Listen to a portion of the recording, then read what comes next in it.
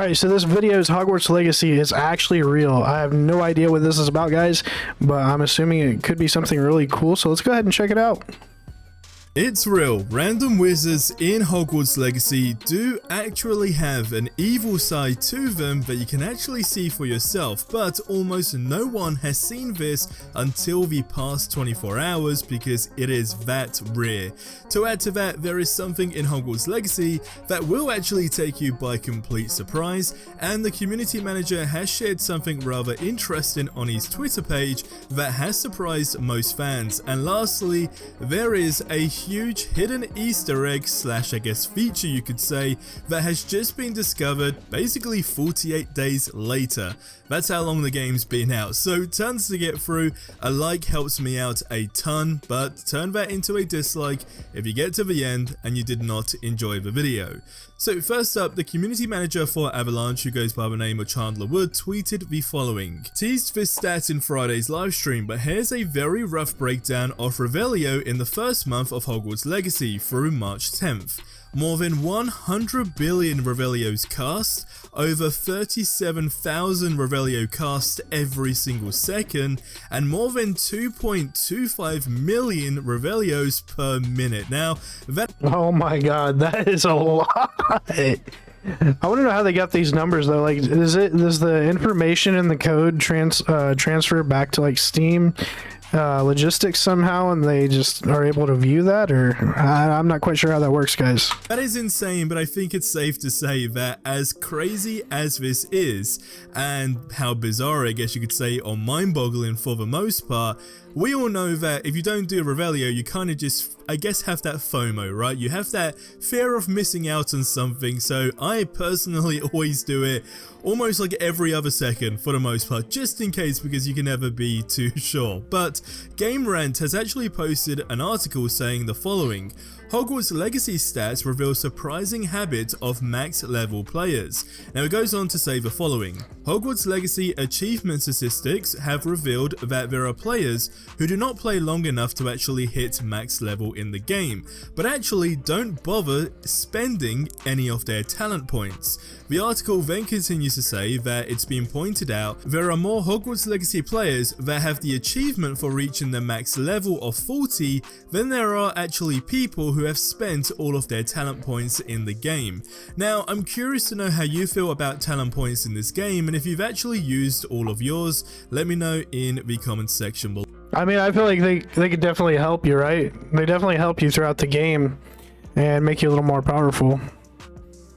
Some people just don't like messing with that stuff, though. It's kind of like with crafting systems. People don't like messing with crafting systems either. They just want to play the game, and they don't want to deal with crafting items and things like that. And I think that was also one of the biggest issues with this game was crafting potions. A lot of people just didn't care to do it. Below. Now, random wizards in this game do actually have an evil side that you can see for yourself, but almost no one has seen it until the past 24 hours, where it has basically hit the internet and it's just been running from basically hitting the ground for the most part. Now, one thing that I do want to mention here is, if we do quickly just sort of backtrack, we know that pre the actual release for this game, we did actually intend for there to be, you know, a good and evil mode, because it was pretty much portrayed that that was actually going to be the case. But one thing I didn't genuinely expect is to see random encounters where I guess other students are genuinely just being incredibly evil. So in the scene that you see in the background, which I will play in full in a moment, a Slytherin student is bullying a fellow student for being a half-blood. Now the former steals a book from the latter, holds it out of his reach, and then just burns it. Now the crazy part at that point is Professor Black comes over, and instead of repairing the book, he actually just puts out the flames, and his reaction is definitely not something that you expect, or at least that you would think of anyway. So check out the clip because it is very crazy. Can't see this being much good to a half-blood. What about you? What do you think? Please, just give it back. Why are you doing this? It's cruel. Please. Incendio! Oh, no, no, no, no, no! It's Black. He's coming. book. Now look what you've done. Book. He's nearly here. Hello, Headmaster. Glacius. Well, They took my book, sir. I wasn't talking to you. Sir, I can We're very sorry, Headmaster. Putting my reputation at risk with your infantile antics. He's a half-blood, sir. The wise rabbit doesn't seek to outrun the tortoise because it's not necessary. On your way. And you, stay out of their way. So there you had it. Oh my god, what? Yeah, that's definitely not what I expected him to say. Also, on another note, do believe that they should have added a good and bad system in this game, a lot like Fable. That would have been sick.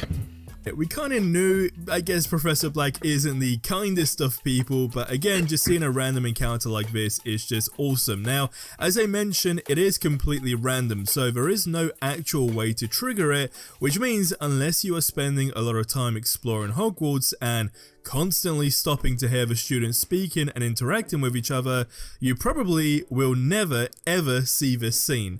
And there's so many other things in the castle that you can definitely walk around, and if you just spend enough time, you will see some pretty wild things. Now, there is also something else in this game that has only just been found that shows you the level of detail that the devs have actually gone to, basically to hide things in the game for you to randomly discover. But before we get into that, I want to share something really cool for all of you Harry Potter fans from one of our sponsors. It is super cool, so let's roll the ad and then we'll continue. So today's video is sponsored by Private Internet Access, a VPN which literally unblocks the world for you and even gives you access to the entire Harry Potter collection on Netflix. You know when you're searching for something on Netflix and they tell you, hey, we know exactly what you're looking for, but we ain't got it. Well, in a nutshell, it's a lie. They just don't have it for you because of your region. And in this case, the Harry Potter series is only available in Australia and Turkey. So if you don't live there,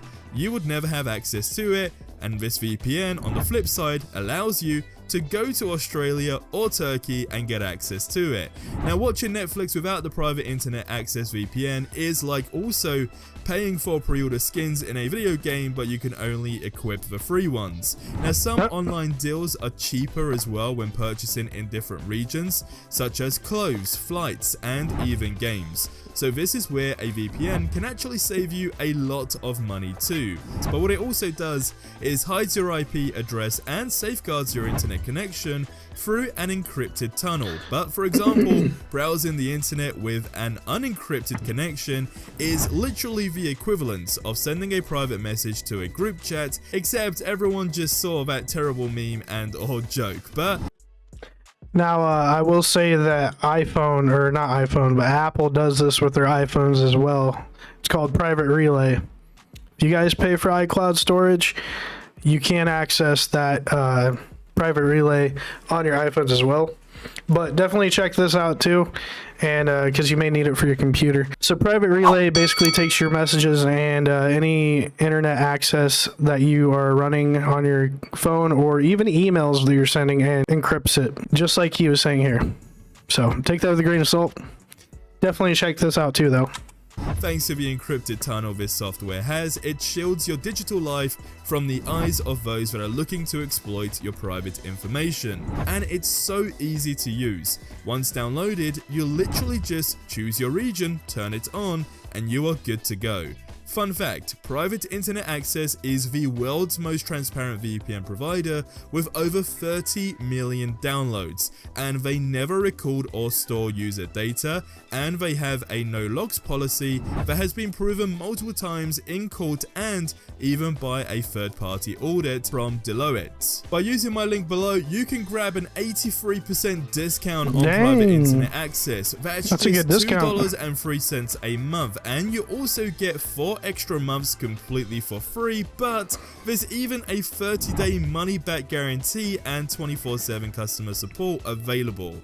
Not to mention, the entire Harry Potter series on Netflix is just a click away. I mean, come on, that's a no-brainer. Click the link in the description below and unlock your world. Now, a Twitter user who goes by the name Scoenity, I hope I pronounced that right, tweeted out the following. Found an Easter egg when Professor Hecat looks in the mirror, she and everyone else basically sees her true younger self. Now, as you can see from the screenshot, this is pretty wild, and no one actually believed this to be be a real thing for the most part, but again, it just shows you how far the devs have gone to add small bits of attention to detail in this game that that's crazy, when you actually. discover them just simply blows you away. Now, right now, there does seem to, interestingly, be some sort of frustration growing towards the game, which a lot of people are relating to. So first up, a Reddit user shared the following: "The house point system is stupid. The post continues to say, Harry and his friends get 150 points taken away for sneaking around the castle, yet I only get 100 for literally saving all of Hogwarts." And it did make me laugh, as let's be honest, house points are for the most part pretty pointless to an extent, but I wish they actually had more of a use case to where you are able to get a bit more creative and I guess have those more rewarding aspects to them to, I guess, whatever the challenge was for the most part. And there's so many different elements on how that could have been integrated, so again, I'm very eager to see what they will do in either follow-up DLCs regarding that or potentially just the next installment. Yeah, totally agree with that. House points were definitely pointless. Don't see any point for them to be in any Harry Potter game for that matter, even Hogwarts Legacy. I mean, it's just for the House Cup. Who really gives a fuck about the House Cup? Am I right?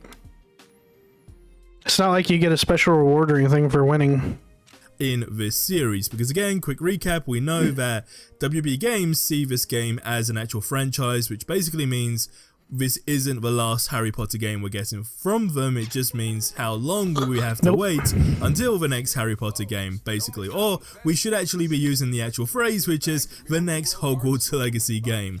Now, on the flip side, we have another Reddit user who's basically venting on how after reaching level 40, it's basically just stale. Now, the post says the following: "Devs, please give me something to do with my level 40 character. I've just finished my second playthrough of the game, getting my character to level 40 and my second to level 39. Don't feel like doing many of the Merlin trials and ancient magic hotspots again. And while I obviously loved the game to have played it that much, one thing I haven't actually seen discussed is the leveling system. Experience is tied directly to field guide challenges and quest completion.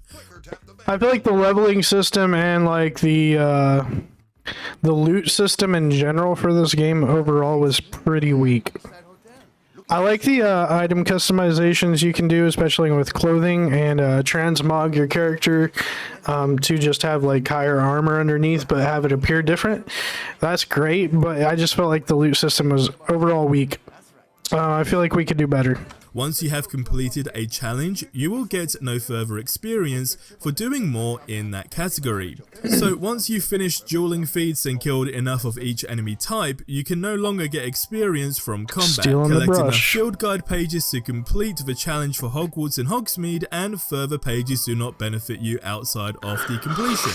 That means that the amount of experience you actually gain is finite. For example, it's designed so that everything you do in this game actually gives you just about exactly enough experience to only reach level 40. Right. So, one, that means if you don't want to complete certain parts of the game, your character will never hit maximum level.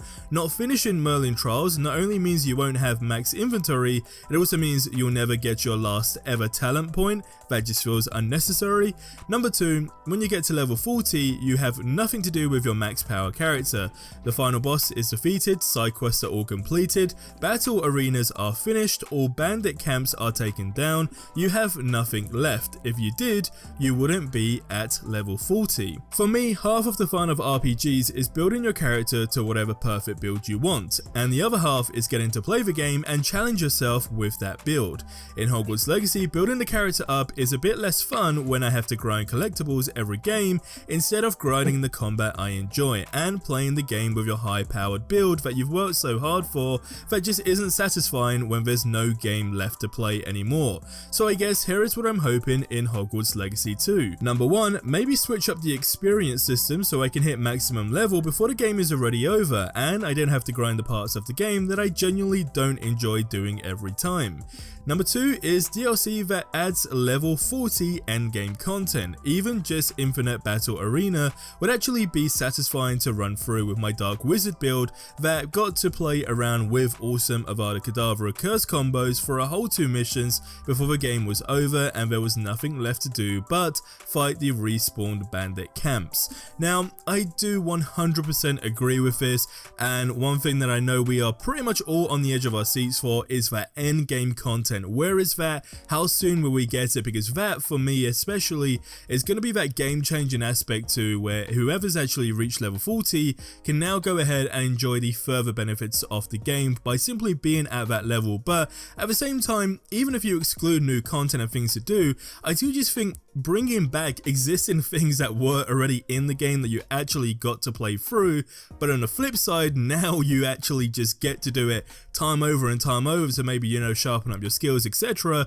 would be absolutely something I would want over brand new content if it was only going to be a handful of it, for example. So to give you, And again, I've said this a million times and I'll say it again, I think the thing to keep this game alive, and I know they're going to make additional games for this franchise, right? So they're obviously going to be like a Hogwarts Legacy 2 or whatever they're going to name it. But one thing I think they need to do is, for one, add a Quidditch DLC, and 2, role-playing servers, and add multiplayer to that. That's definitely something they need to do. give you some context, I would rather all of the things that vanish in the game to just come back and you can play it over and over again, and then the new end game content I'd rather just save for like a sequel. That's my opinion. I'm curious to know yours. Let me know in the comment section below. But what is crazy is there is a new area on the map that has been revealed that you can actually go to, and there's a lot of questionable things going on because there are actually things happening at that location. So go ahead and check out that video that you see on screen right now. Hey guys, if you like the video, make sure you head over to the page, hit that like button, scroll over, smash that subscribe, and hit that bell icon to get notified for future video drops, and I will see you guys on the next one. Thanks for watching.